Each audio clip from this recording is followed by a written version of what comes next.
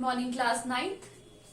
In the previous class, we have started the chapter Kathmandu, and today we are going to finish that from the paragraph number 6. हमने कल page 130 के paragraph 5 तक कर लिया था. Now today we will start from the paragraph 6 of the same chapter from page number 130. So I find it I took it the flute seller. So what the writer decided that he will not continue his journey and he will go back to his home. वो अपने घर चले जाएंगे वापस. So I took at a flute seller standing in a corner of the square near the hotel. So मेरे hotel के पास में एक फ्लूट सेलर बांसुरी, फ्रूट नहीं है फ्लूट है, तो बांसुरी बजाने वाला था. उसकी तरफ देखा. In his hand is a pole. उसके हाथ में एक पोल था, डंडा था. With an attachment at the top. और उसके हाथ में एक अटैचमेंट था on the top from which 50 or 60 बांसुरीज prostitute in all direction like the quills of the porcupine. Porcupine एक जानवर होता है जिसके क्या होते हैं, कांटे नुमा स्पाइक्स होते हैं, उसकी बॉडी पे कांटे निकले हुए होते हैं. उसी तरीके से तो जो पोल था वो इस तरीके से लग रहा था कि हर तरफ से उसके 50-60 क्या निकली हुई है, बांसुरियां निकली हुई है. They are of bamboo. किसकी बनी हुई थी? बैम्बू की. Like there are criss cross flutes and recorders. उनके पास क्रॉस फ्लूट्स थी और रिकॉर्डर्स थी. From time to time he stands the pole on the ground, selects a flutes and play for a few minutes. और time to time थोड़े देर के बाद में वो क्या करने जा रहा था, बार बार एक बांसुरी लेता, उसे बजाना शुरू करता, फिर थोड़ी देर रुकता, फिर दूसरी बांसुरी लेता and he just started playing it. And the sound rises clearly above the noise of the traffic and the hawkers' cries.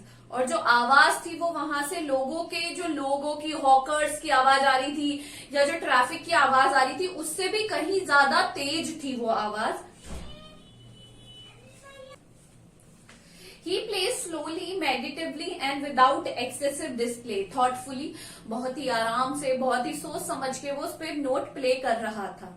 He does not shout at his wares. Occasionally he makes a sale, but in a curiously overhanded way, as if this were incidental to his enterprise.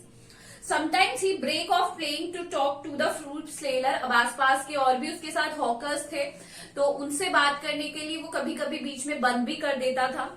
I imagine that there has been the pattern of his life for years. और मैं ये imagine कर रहा था कि उसकी life का यही एक पैटर्न है कि वो हर इसी चीज को फॉलो करता है कि रोज आता है, रोज अपनी फ्लूट निकाल कर बजाता है और जितना भी सेल होता है उसे लेकर घर चला जाता है.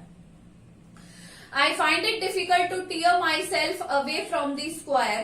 अब मैं वहां से जाने के लिए अब मेरा ध्यान ही नहीं जा रहा था किसी और चीज की तरफ कि मैं वहां से कहीं और जाऊं.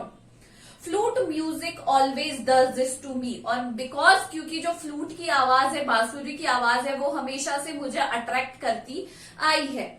This is at once the most universal and most particular of sound. और ये जो आवाज है ये बहुत ही ज्यादा पर्टिकुलर है, यूनिवर्सल है.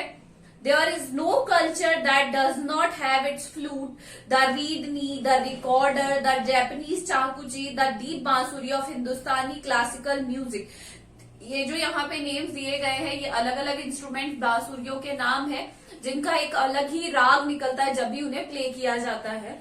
द क्लियर और breathy flutes of South America, the high pitch Chinese flute, ये सब अलग अलग तरीके की क्या है, फ्लूट्स हैं.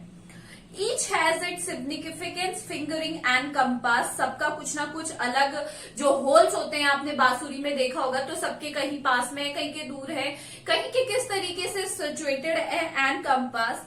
And it weaves its own associations. और उसकी जो आवाज है वो अपना ही एक अलग ही अंदाज है हर एक इंस्ट्रूमेंट का. Yet to hear any flute seems to me to be drawn into commonality of all mankind. But जो आवाज है फ्लूट की, वैसे तो बहुत सारे इंस्ट्रूमेंट है, बट जो फ्लूट की आवाज है वो मेरे लिए एक तरीके से पैसिफायर का काम करती है कि मैं उसकी तरफ बहुत ही ज्यादा अट्रैक्ट हो जाता हूँ. To be move by music closest in phrases and sentences to the human voice. और मेरे लिए ये जो आवाजें हैं ये सारे किसके समान है? ह्यूमन वॉइस के समान है। It's motive force to is living breath, it is too needs to pause and breathe before it can go on. That I can be so affected by a familiar phrases on the बांसुरी। मैं बहुत ही ज्यादा जो familiar phrases या note बजाए जाते हैं बांसुरी के ऊपर, उनसे बहुत ही ज्यादा क्या हूँ? इंस्पायर्ड हूँ, बहुत ही ज्यादा अटैच्ड हूँ। सरप्राइजेस मी एट फर्स्ट, ये सब मुझे क्या करते हैं? सरप्राइज करते हैं first for me on the previous occasion, और कुछ ओकेजन पे that I have return home after a long absence abroad. और मैं जब घर आया बहुत टाइम के बाद, जब मैं अब्रॉड में था, I have hardly noticed such detail and certainly have not invested them with the significance I now do. Now he was not highly noticed, उन्होंने इस चीज को अच्छे से नोटिस नहीं किया था, और उन्होंने ये कहा कि मैं है ना इन चीजों से बहुत ही ज्यादा डीपली अटैच हूँ। मैंने इन्हें बाय तो नहीं करा है, but I am deeply attach to the notes और the phrases played on the flute different type after returning from the abroad also. I have not invested them with the significance I now do. मतलब मैंने वहां से आने के बाद भी उन पे इतना ध्यान नहीं दिया था जितना मैं आज इन पर दे रहा हूं। So we have completed the chapter 10 also. Now we'll do the question answers of this chapter, and this is all for today. Thank you.